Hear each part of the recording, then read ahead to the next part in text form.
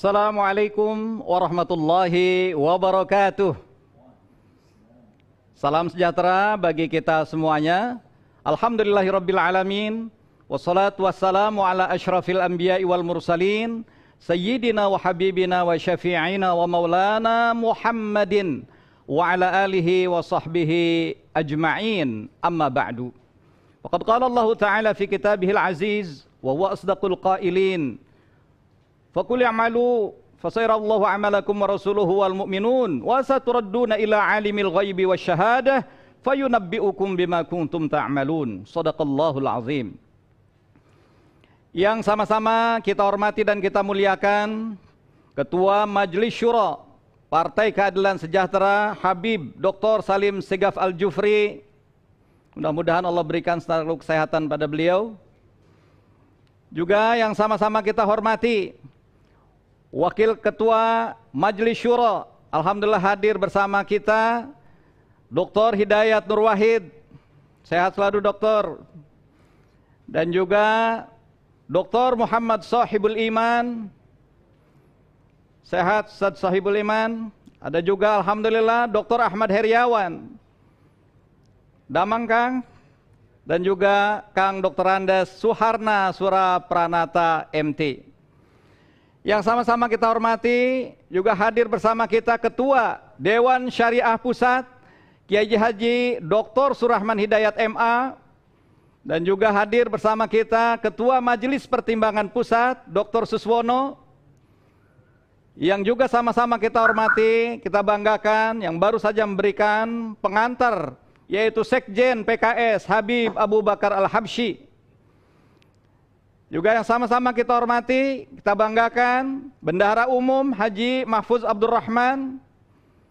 Yang sama-sama kita hormati seluruh pengurus MPP, DSP, DPP, baik di bidang badan DPP maupun kesekjenan dan kantor staf Presiden Partai Keadilan Sejahtera.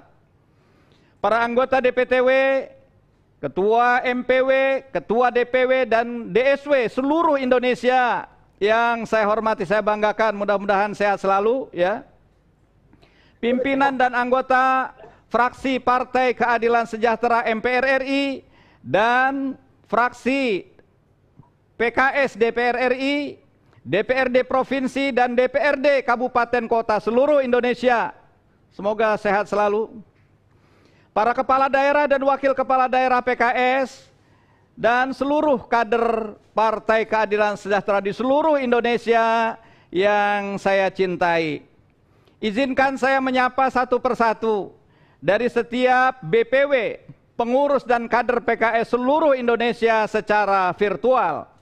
Saya mulai dari Timur Indonesia. Apa kabar Indonesia Timur? Acungkan tangannya. Alhamdulillah. Kita lari ke bagian barat Indonesia. Apa kabar BPW Sumatera bagian utara? Alhamdulillah ya. Ke arah BPW Sumatera bagian selatan. Iya, mudah-mudahan sehat-sehat semuanya. Kembali ke timur, BPW Sulawesi. Iya, berikutnya BPW Kalimantan. Iya, dan berikutnya adalah BPW Santri. Nah, baru dengar ini santri ya. Apa itu santri? Kawasan Tenggara Republik Indonesia yang meliputi Bali, Nusa Tenggara Timur dan Nusa Tenggara Barat. Mudah-mudahan sehat semuanya. Dan juga yang sama-sama kita hormati seluruh pengurus dan kader di BPW Jawa Tengah, Jawa Timur, dan Yogyakarta. Jati Jaya, mana Jati Jaya? Alhamdulillah. Dan terakhir, BPW Banten, DKI Jakarta, dan Jawa Barat, Banjabar.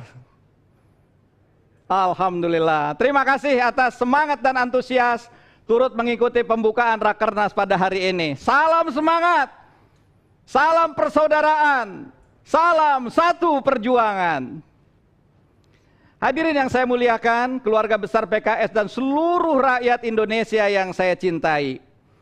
Alhamdulillah, puji dan syukur kita panjatkan kehadirat Allah Subhanahu wa Ta'ala atas berbagai limpahan nikmat-Nya kepada kita, sehingga pada hari ini di tengah wabah COVID-19 yang belum kunjung usai, kita bisa menyelenggarakan Rakernas. Mari kita patuhi protokol kesehatan dimanapun dan kapanpun, dan dalam kondisi apapun, serta tetap mohon perlindungan pada Allah Subhanahu wa Ta'ala. Semoga wabah ini akan segera berakhir. Salawat dan salam semoga tetap tercurah atas qudwah kita baginda Nabi besar Muhammad sallallahu alaihi wasallam, suri teladan terbaik sepanjang masa bagi umat manusia. Semoga kita dapat meneladani akhlak Rasulullah dalam memberikan pelayanan terbaik kepada rakyat Indonesia. Hadirin yang saya muliakan, keluarga besar Partai Keadilan Sejahtera dan seluruh rakyat Indonesia yang saya cintai. Pada 2 Maret besok, tepat 1 tahun perjalanan bangsa Indonesia menjalani bencana kesehatan global pandemi COVID-19. Kita menyaksikan dari jarak yang sangat dekat bagaimana pandemi COVID-19 telah merenggut orang-orang yang kita sayangi, keluarga kita, guru-guru kita, kerabat kita, sahabat-sahabat kita, dan teman sejawat kita. Semoga Allah Subhanahu wa Ta'ala mengampuni dan menerima semua amal ibadah mereka, amin. Kita juga menyaksikan bagaimana para tenaga medis, para dokter, perawat, dan seluruh tim yang mendukungnya telah bekerja sangat keras di garda terdepan, dari pagi hingga sore, dari siang hingga malam, tanpa lelah demi menyembuhkan para pasien dan menyelamatkan jiwa mereka. Termasuk saudara-saudara kita aparatur sipil negara, TNI Polri, para relawan Satgas anti Covid, mulai dari tingkat pusat, provinsi, kabupaten kota, kecamatan, bahkan sampai desa, RW dan RT yang telah berjuang menghambat penyebaran COVID-19. Semoga semua perjuangan mereka mendapatkan balasan yang terbaik dari Allah Subhanahu wa Ta'ala, Tuhan yang Maha Kuasa. Amin ya Rabbal Alamin. Saya, Sekjen, dan beberapa fungsionaris PKS merasakan secara langsung COVID-19. Alhamdulillah, Allah Subhanahu wa Ta'ala memberikan kesembuhan. Sebagai rasa syukur kepada pengurus dan anggota PKS yang sudah sembuh dari COVID-19, saya meminta saudara-saudara untuk bersedia melakukan donor plasma konvalesen COVID-19. Saya akan tanya pada saudara-saudara sekalian, apakah saudara-saudara bersedia? Bersedia. Alhamdulillah. Bersedia.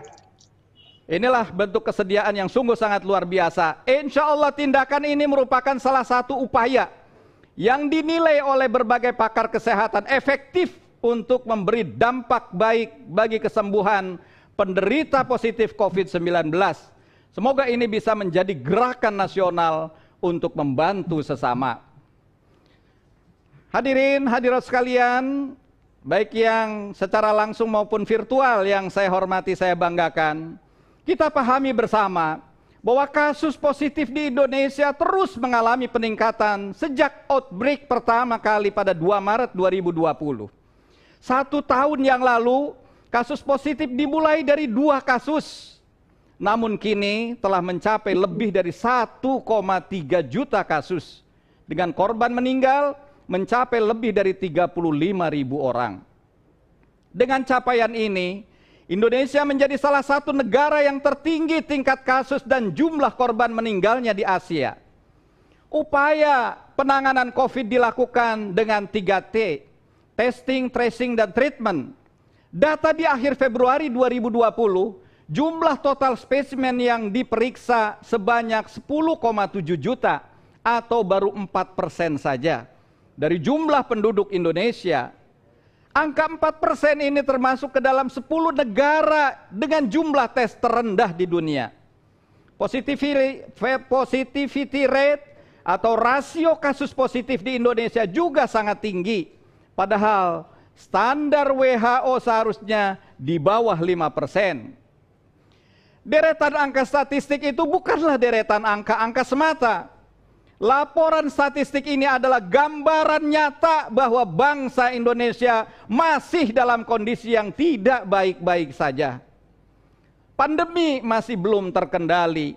Krisis multidimensi akibat pandemi masih terus menghantui negeri. Pandemi bukan hanya berimplikasi kepada kesehatan dan keselamatan jiwa, tetapi bencana ini berdimensi luas, menyangkut ekonomi, sosial, budaya, bahkan politik. Banyak saudara-saudara kita pegiat UMKM yang terdampak. Banyak pekerja yang di PHK, pengangguran jadi meningkat, kemiskinan meluas, dan kesenjangan semakin menganga dan dampak buruk lainnya. Pemerintah tampak kurang mengantisipasi dan menangani pandemi ini sejak awal. Terlalu banyak catatan, bahkan terkesan meremehkan. Keselamatan rakyat yang dinyatakan sebagai hukum tertinggi tampak tak menjadi prioritas utama, bahkan dilanggar. Terbaru dan paling menyedihkan, mempertontonkan cacat keteladanan dan cacat penegakan hukum di hadapan publik dengan melanggar protokol kesehatan COVID-19, menciptakan kerumunan yang dapat mengancam kesehatan dan keselamatan jiwa rakyat di Nusa Tenggara Timur. Saudara-saudara sekalian, seluruh kader simpatisan PKS di seluruh Indonesia, mungkin saja ada 1000 alasan yang akhirnya membuat kita pasrah begitu saja dengan keadaan. Tapi tetap harus ada 10.000 alasan, bahkan ratusan ribu alasan yang harus membuat kita bangkit. Apakah saudara-saudara sekalian siap untuk bangkit? Siap. Mari kita bergandengan tangan untuk saling menguatkan, bersatu melawan COVID-19. Setiap musibah sejatinya mengandung hikmah. Mari jadikan cobaan ini sebagai sarana muhasabah bagi kita semuanya, jalan bagi seluruh elemen bangsa untuk bersatu. Insya Allah, mari kita jemput pertolongan Allah dalam menyelesaikan pandemi ini. Sesungguhnya pertolongan itu sangatlah dekat. Keluarga besar PKS yang saya cintai, hari ini dan beberapa hari ke depan, kita berkumpul secara langsung maupun secara virtual dengan satu semangat untuk bersama-sama menyusun program kerja nasional PKS periode 2020 dan 2025. Program kerja ini adalah manifestasi dari amanah Musyawarah Nasional 2020 yang lalu. Oleh karena itu, kita harus benar-benar serius dalam mengkonsepkannya, dalam mendiskusikannya, dan mematangkannya. Tidak lain, tujuan utamanya sesuai dengan tema Rakernas kita, terus melayani dan membela rakyat. Dalam kesempatan ini saya ingin menyampaikan 3 koridor penting dalam penyusunan program kerja nasional Partai Keadilan Sejahtera. Koridor yang pertama adalah landasan gagasan. Seluruh program kerja PKS harus memiliki 3 gagasan.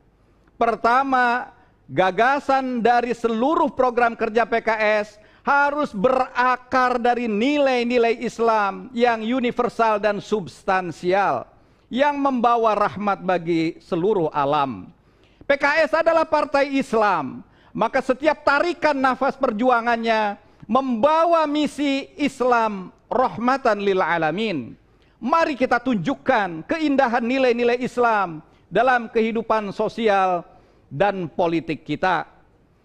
Landasan yang kedua adalah seluruh program kerja PKS harus membawa semangat nilai-nilai Pancasila. Konstitusi Undang-Undang Dasar Negara Republik Indonesia tahun 1945, Negara Kesatuan Republik Indonesia dan Bhinneka Tunggal Ika. PKS meyakini bahwa misi kebangsaan dan misi keislaman adalah satu kesatuan yang tak terpisahkan. Inilah sikap yang dicontohkan oleh para pendiri bangsa seperti Insinyur Soekarno, Dr. Muhammad Hatta, Muhammad Nasir, Haji Agus Salim, dan Kiai Haji Wahid Hashim, dan para pendiri bangsa lainnya. Landasan ketiga adalah landasan organisasional. Saya meminta kepada seluruh fungsionaris untuk selalu mengacu kepada tata aturan partai. Kita memiliki anggaran dasar, anggaran rumah tangga partai, pedoman, panduan, arahan pimpinan, dan juga platform kebijakan pembangunan partai yang bisa menjadi referensi dalam menyusun program-program kerja partai 5 tahun ke depan. Insya Allah, ketika pengurus dan anggota PKS disiplin dalam memegang teguh 3 landasan gagasan ini, program-program kerja yang akan terwujud adalah buah pemikiran yang solid dan konsisten dengan nilai-nilai dasar perjuangan Partai Keadilan Sejahtera. Koridor kedua adalah landasan pelaksanaan. Ada beberapa prinsip dalam landasan pelaksanaan. Yang pertama adalah solutif, menyelesaikan permasalahan. Saya meminta agar program kerja yang disusun harus berorientasi kepada penyelesaian permasalahan, berorientasi pada pelayanan, pemberdayaan dan pembelaan terhadap kepentingan rakyat. Kader-kader PKS memiliki DNA sebagai pelayan. Sejatinya seorang pemimpin adalah pelayan yang baik bagi rakyatnya. Sayyidul qaumi khadimuhum. Di tengah situasi pandemi dan bencana seperti ini, saya meminta agar program-program pelayanan yang bersentuhan langsung dengan rakyat harus terus ditingkatkan. Apapun yang terjadi, PKS akan terus melayani.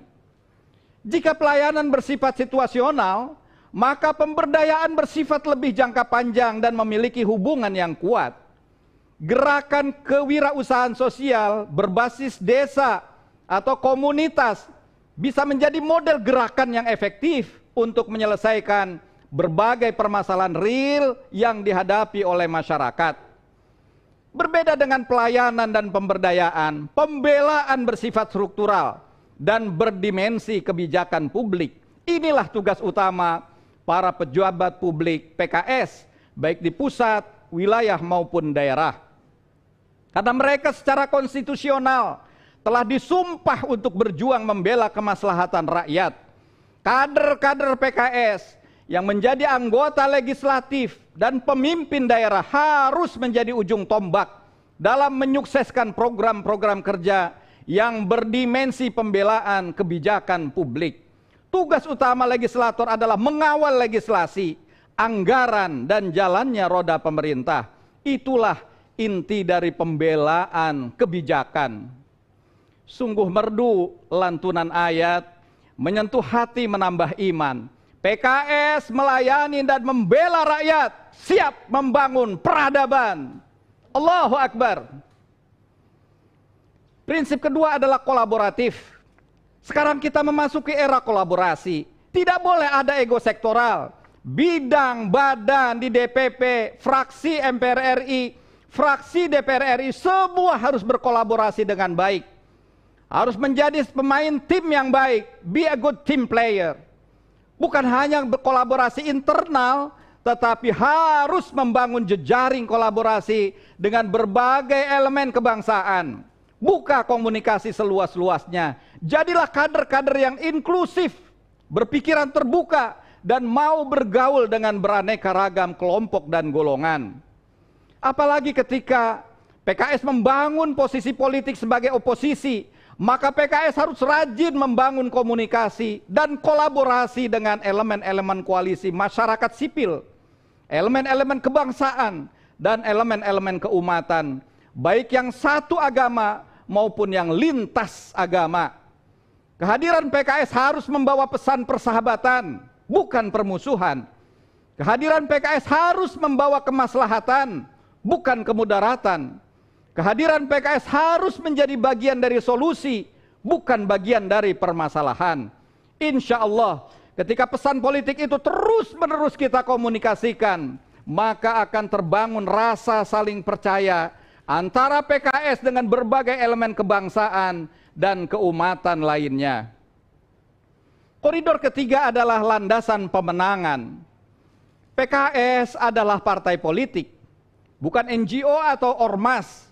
Maka sudah sewajarnya setiap gerak dan langkah perjuangannya harus memiliki dampak terhadap capaian kemenangan politik atau elektoral agar kita bisa optimal dalam melayani dan membela kepentingan rakyat. Dengan pertimbangan tersebut, saya meminta kepada seluruh fungsionaris untuk benar-benar mendesain program kerja bukan hanya solid dari sisi gagasan dan taktis dalam pelaksanaan, tetapi juga berdampak secara signifikan terhadap tujuan-tujuan kemenangan politik. PKS sejak kelahirannya hingga saat ini sudah mengikuti 5 kali pemilu legislatif nasional, 4 kali pemilihan presiden dan wakil presiden, dan ratusan pemilihan kepala daerah baik di tingkat provinsi maupun kabupaten kota. Dalam pemilu legislatif kita menyaksikan PKS pernah menjadi partai papan bawah, yakni pada pemilu 1999 saat itu masih Partai Keadilan. Kemudian PKS konsisten berada di partai papan tengah dengan kisaran suara 7% atau sekitar 8 hingga 8,5 juta suara pada pemilu 2020, 2024, 2004, 2009 dan 2014. Alhamdulillah, pada pemilu 2019 PKS naik 3 juta suara sehingga menembus 2 digit menjadi 11,5 juta suara atau 8,21%. Dari data tersebut, maka kita dapat menyaksikan suara basis PKS sekitar 8 hingga 8,5 juta suara. Pemilu 2019, PKS berhasil melakukan ekspansi di luar basis suaranya dengan tambahan 3 juta suara. Ini sebuah prestasi yang baik dan warisan yang berharga dari kepengurusan DPP PKS sebelumnya di bawah kepemimpinan Dr. Muhammad Shahibul Iman. Jazakumullah khairan katsira Ustaz MSI. Kita beri aplaus pada beliau. Kedepan kita akan tingkatkan dengan melahirkan kader-kader terbaik untuk mengisi kepemimpinan baik nasional maupun daerah. Allahu Akbar. Dalam Rakernas PKS ini saya meminta agar kita semua benar-benar menyusun program yang bisa menjadi daya ungkit atau leverage bagi partai untuk bisa mencapai target yang sudah ditetapkan. Paling tidak ada 2 kunci utama daya ungkit, yaitu inovasi dan multiplikasi. Kita semua harus terus-menerus mengasah pikiran-pikiran kita agar program-program PKS relevan dengan situasi kekinian. Kita harus keluar dari pikiran-pikiran lama menuju pikiran-pikiran baru yang fresh dan menginspirasi.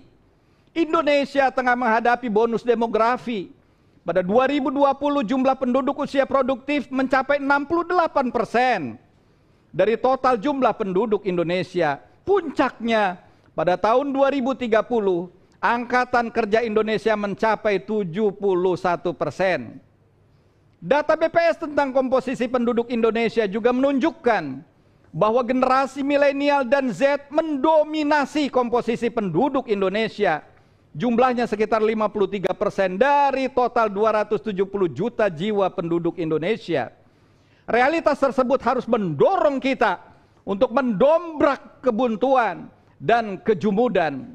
Tawarkan sesuatu yang benar-benar dibutuhkan generasi saat ini. Tanpa adanya inovasi, maka kita akan terjebak dalam rutinitas business as usual. Dan akhirnya kita stagnan dan tidak ada progres. Jadikan bonus demografi sebagai sebuah keberkahan dengan mempersiapkan diri dan SDM bangsa ini dengan sebaik-baiknya. Jangan sampai kita abai atau kita lalai sehingga bonus demografi justru akan menjadi bencana kemanusiaan. Jumlahnya banyak tetapi tidak berkualitas. Saudara-saudara, kader Partai Keadilan Sejahtera dan seluruh bangsa Indonesia yang saya cintai, saya banggakan. Selain inovasi, kita harus melakukan multiplikasi atau penggandaan.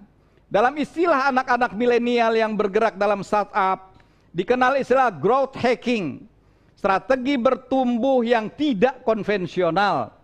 PKS harus mampu mencari faktor pengganda agar bisa tumbuh dengan lebih cepat dan masif. Oleh karena itu, kita harus pandai-pandai mencari sumber-sumber pertumbuhan baru dan cara-cara baru. PKS harus keluar dari zona nyaman. Ini membutuhkan sikap dewasa, terbuka dan adaptif dengan berbagai perubahan. Saya mengucapkan selamat bekerja, selamat mematangkan program-program kerja partai dalam rapat kerja nasional PKS. Semoga Allah Subhanahu wa Ta'ala terus memberikan bimbingan, kekuatan, keberkahan dan rahmatnya kepada kita semuanya. Sungguh manis si buah nanas dimakan bersama Ustadz Hidayat. Selamat melaksanakan Rakernas, terus melayani dan membela rakyat. Allahu Akbar.